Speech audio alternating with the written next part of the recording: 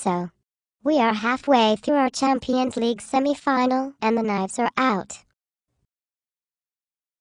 Or do I mean dives?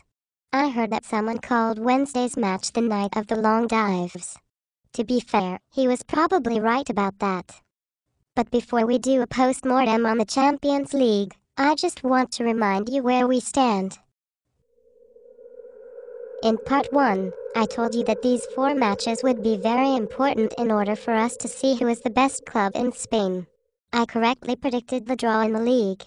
And I did say that the Copa would be a close-run thing. I am sorry that we lost it. But anyway, nobody really cares about the Copa del Rey, right? We did try to score, but we could not get anything past Señorica.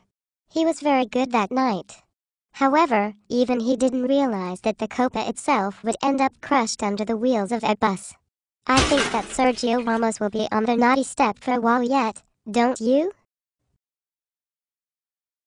And speaking of the naughty step, it is time to put the broken pieces of the Copa del Rey behind us and focus on what matters most, the Champions League Semifinal. Now, there has been a lot of bad feeling about this match. First and most importantly, Andres felt bad because he could not play in the game.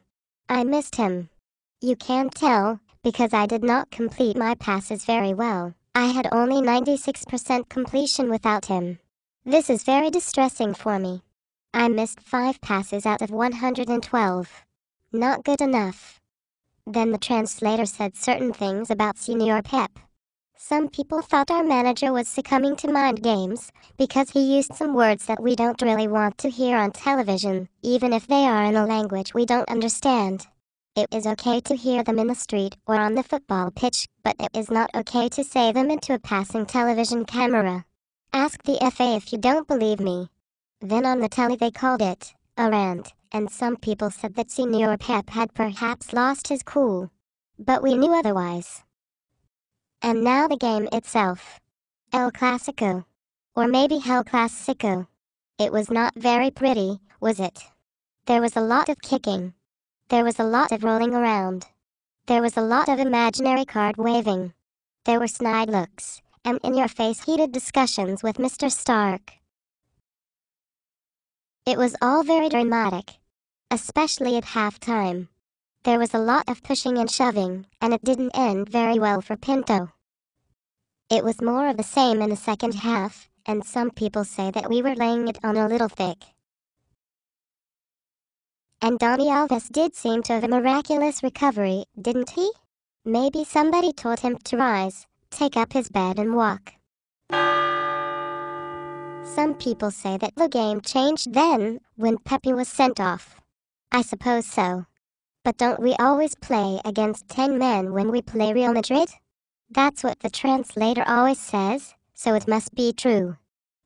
Anyway, as Donnie said after the match, what happens, happens. I think we were the better team. You might even say superior. We scored more goals than they did, and we certainly had the ball for a long time. I think our possession was 72%, which leaves only 28 for them. And the goals? They were quite good, I think, especially the second one. Like a knife through butter. Or like a Messi through the Real Madrid back 4. And no diving at all, unless you mean when Señorica tried to save it. Young Lionel has now scored 52 goals this season in our Barca shirt. That is quite exceptional. And what of Sergio Ramos? Well, I told you that Señorica would be angry at him for dropping the Copa del Rey.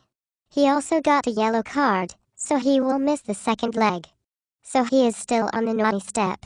He is sharing it right now with the translator, who is sent there during the match after speaking to the 4th official. So with Pepe there too, it must be getting quite crowded. There were lots of things said after the match as well, but I am not going to go into them here, as they are really quite mean, and I tend to think only positive thoughts. It helps me concentrate on my passing. And anyway, don't you think the person saying them ends up looking like a big baby who is losing his bottle? So, now that we've covered the good, messy, the bad, players complaining and surrounding the officials, and the ugly, All that diving, what does it all mean for us?